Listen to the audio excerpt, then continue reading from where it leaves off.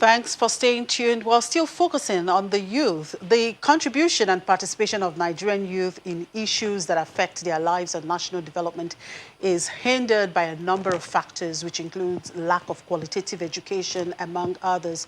And to speak more on this and the way forward is a trainer in entrepreneurship and the managing consultant at Simply Exponential Consult, Mrs. Fire Williams. Thank you very much for joining us, Mrs. Williams. It's great to be here again, and I hope you are keeping safe. Oh, definitely. We are, as you can see. Oh, yeah. All right. Now, you are in the business of training entrepreneurs and helping to grow businesses. And, of course, you deal with a lot of youths.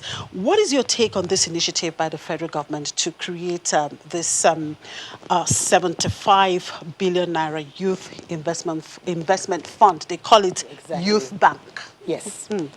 I believe it's a laudable one. I was able to monitor what Dr. Arome just said as well. But to me, it is yet another fund. And we've had UWIN, which was a business plan competition. We're hearing that this is a loan scheme. It's like, you go to a bank and borrow money. We've had the one for the NYSC. We've had all kinds of JEEP. We've had JEEP. And to me, I would like the government to look at consistency. How do we create a system whereby somebody coming out of school knows that if I just want to do block making, I can have a little bit of money to set up and somebody will monitor me, and I know the interest rate and I'll be able to, return, pay back over time and so on and so forth. So I would like consistency. And secondly, I would like us to look at the tech sector. When I hear about, they would need experience, they would need some 5-year financials and things like that, although I must confess the modalities for this particular fund are not yet out. We need to remember that there is a segment that are, concerned about this innovation, that can come in and solve problems, but they don't have those 5-year history you're talking about. They have the brilliant idea. We have a framework we can use to actually, find out whether they are ready in terms of their proposition, their organization, their economics. We have a good framework we call the POEM framework, and we can actually find out how much impact these ones can make on the economy. So we shouldn't forget any sector of the economy. Well, the Minister of Youths and Sports was on our morning show this morning, that's Sports This Morning, and he did talk about this initiative, and he emphasized on the youths that are in sports, those in sports. So one would wonder, is it just about the sports? That's another thing. This should honestly be sector agnostic, in that any youth who has any business idea should have his or her idea evaluated. And talking about the her, are we going to have special consideration for the women? Because sometimes they're a little bit shy, they don't step forward too fast to go into business, and special consideration must be made. The people living with disability, how are we taking care of them? During the time of the lockdown, they had a lot of challenges, So we need to realize that this is for the entire country, and stakeholder engagement at this juncture is necessary. So I am a part of the Innovation Support Network Hubs. For instance, the technology sector should be on board. Dr. Arume's, the Youth Forum should also be, in this. The Chambers of Commerce, who will be serving as mentors. For instance, the Lagos Chamber of Commerce and Industry, they have a mentorship program. So they should also be on board to chip in and see how we can structure this properly. I know Dr. Arume was talking about a process, some kind of flow, and it should be entrenched. So we should not have one regime having one idea and then it's jettisoned and another idea being taken. If we continue to work like that, there'll be no continuity. So I'd like to draw a parallel with the Lagos State Employment Trust Fund, and to say that that is actually a law. A law has been, to establish that trust fund was put to the House of Assembly in 2016, and that has been done. So we're hoping that this Nigerian Youth Investment Fund will also be backed by a law. If not, continuity will continue to be a wish are not entrenched, reality. not a reality. Now, for someone who works, with the youth, Yes. what, in your opinion, are the major constraints to youth empowerment? Okay. Number one, the qualitative education, in line with SDG 4, we should be doing a whole lot more to get our youths ready to solve problems. So problem solving, critical thinking, even basic literacy is a problem now. So people would laugh when I talk about critical thinking. Basic literacy is a big issue. So right now, we should look at curriculum development.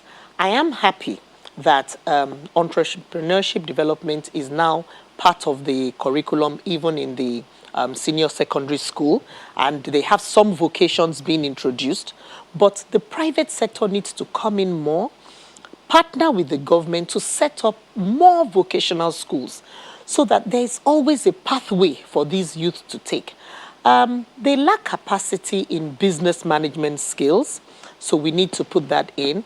And we also need to be able to link them with access to market. Because you see, nobody told Nigerian youth to make masks.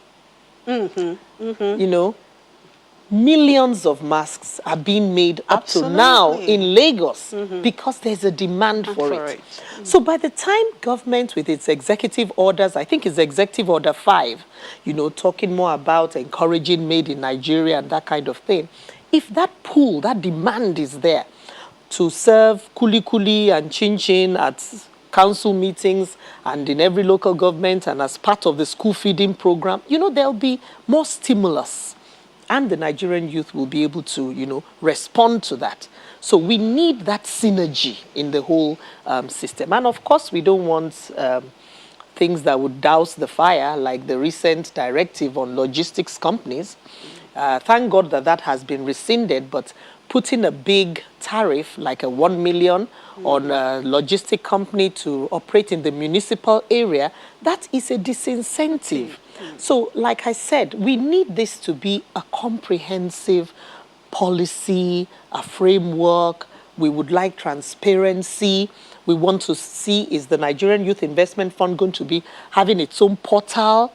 Would we be able to check the milestones? I think they've already created that. No, I was on the internet yesterday, and the portal is not quite up. Yes, okay. But like I said, we know the guidelines are not out. We do hope that stakeholders will be consulted so that the guidelines will be such that would be able to yield the desired impact at the end of the day.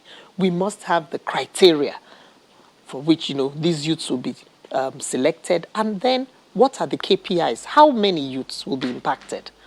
You can't just say 500,000. If you divide 75 billion by 500,000, that gives you 150,000 each. So.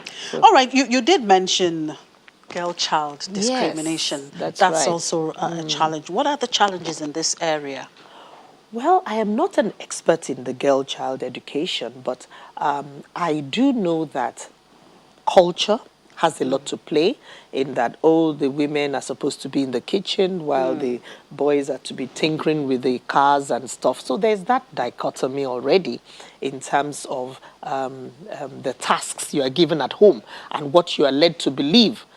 So we have rising stars like the late Arutile, God bless her soul, who broke that mold and went into areas where it's male dominated. So the cultural bias is there, and then of course constitution, and maybe lack of awareness. If we are able to build the self-esteem of our girls better, make them know that they can do just as well as the boys, then we'll begin to see the change that we really desire in society. What about digital divide? How do these impact youth development and empowerment? Digital divide characterized by unequal access to ICT. The digital divide is real, but I would say that recently there's been better broadband, internet penetration in the country generally, with the fiber optic cables, coming in, rollout and all that. So there's better internet penetration. But access to the devices, cost is another barrier, and this definitely hampers development. We always say that increase in the internet penetration has direct relationship to increase in economic development. It's proven. There are studies that have shown this. So we would like to suggest, for instance, we have no reason why all schools and universities shouldn't have, free internet access, because this would only aid education. So the digital divide is real and must be bridged by all means, if I could say it that way. And of course, the innovation hubs are always there. They've been doing acceleration and incubation, and they're ready to train the entrepreneurs. They can join hands with government and really get this going. All right. Now, what about the need for moral rejuvenation when we talk about, training the youth, entrepreneurship and empowerment, the need to rejuvenate them morally? Where does it play a role here? It plays a big role, because if there's no integrity, there's no business. Unfortunately, I must say the leadership are not given a very good, example right now due to current, reports in the country. So moral rejuvenation is important. It's very, very important. We must be able to get our values right. So we need restoration of the old-time values of hard work, of diligence, of integrity, of honesty.